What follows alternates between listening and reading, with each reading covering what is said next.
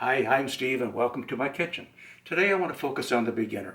I want to show you the easiest recipe using the easiest technique, and I'll do it in greater detail to help you get started. And after we're through, you'll be able to make artisan quality loaves like these. I'll be using 14 ounces cool water, 2 teaspoons salt, 1/2 teaspoon instant yeast, and 3½ cups bread flour. Let's discuss the ingredients. Warm water accelerates yeast activity and cool water slows down yeast activity. So I use cool water when I want to proof slowly and warm water for shorter proofing times.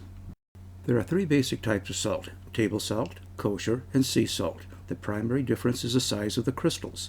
The reason most recipes use table salt is because small crystals dissolve faster.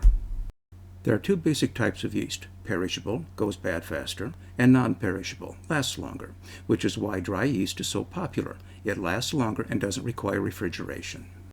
There are 2 types of dry yeast: active dry yeast and instant dry yeast. The truth of the matter is they are very similar.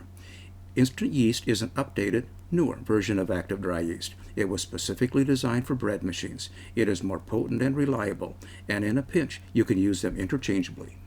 And don't let the labels confuse you. Active dry yeast always reads active dry yeast, while instant yeast has a variety of names: bread machine yeast, rapid rise yeast, quick rise, etc. There are many kinds of flour. The 2 most common are all-purpose flour and bread flour. You can use all-purpose flour for bread. It will do just fine. But bread flour is designed for bread. It has more gluten. It will give you a nicer crumb. For the best results, I recommend using bread flour and instant yeast. Let's get started. 14 ounces cool water.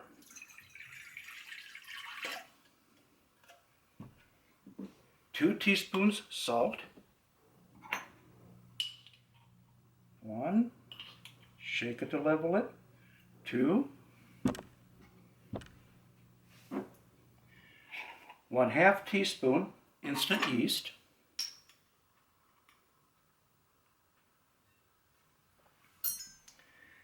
And I'll give it a quick stir to combine. I just want to make sure things are evenly distributed throughout the water. There we go. Now 3½ cups of bread flour.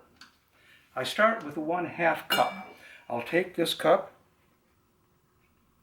and I'll put it on the edge over here so it doesn't splash.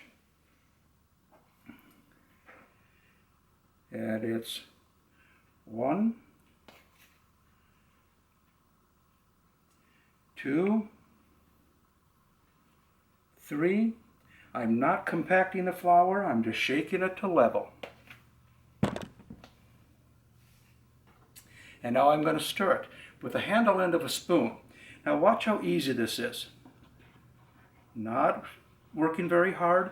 All I want to do is introduce the flour to the water. And the handle end of a spoon will do it. Plastic doesn't stick as much as wood or some of the others do. Now notice how it's beginning to come together. Very easily. Okay, at this point, I'm just going to turn it on its side a little bit and try to get the flour off the sides into the main dough.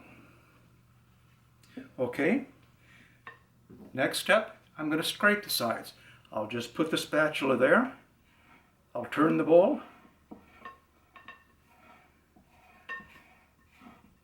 There. See how easy that was?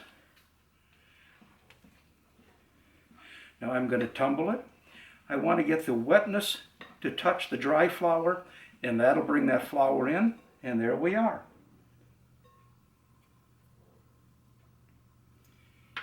Did you see how easy that was to make? The last thing we need to do is cover the bowl with plastic wrap. I just take it, stretch it over the top, that attaches it. I separate it. I just make sure my rim is secure, and we're ready to go. No-knead dough should be proofed for 8 to 24 hours. Personally, I like to leave it on the counter to proof overnight so that it'll be ready anytime the next day that fits my schedule. The dough is proofed overnight. It's time to make the bread. As you can see, the dough is more than doubled in size. No-knead dough is really very sticky, but that's no problem. I'll show you how to handle it. First thing we're going to do is spray the bread pan with no-stick baking spray. There we go. What I'm going to do is I'm going to make this, use it like a dough hook. Just stick it in the dough. Just go around. It'll draw it in. And there we go. Next step, put the pan right here. I'm just going to scrape the dough out of the bowl into the pan. And I don't have to do anything as far as shaping it. All we need to do now is cover it with a lint-free towel and let it proof. Dough should be proofed for 1 to 2 hours and the oven should be preheated to 400 degrees. It's been 1 hour and the oven has come to temperature. As you can see, the dough has risen and filled in the bread pan. I place the pan in the oven and set the timer for 45 minutes. The bread should be baked for 45 minutes at 400 degrees. It's been 45 minutes and the bread is ready.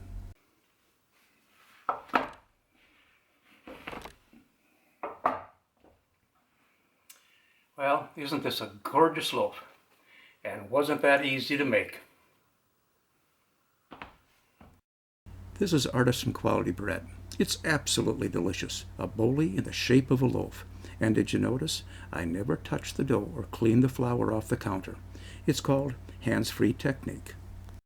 If you liked this video, you will find it and others like it at no-kneadbreadcentral.com.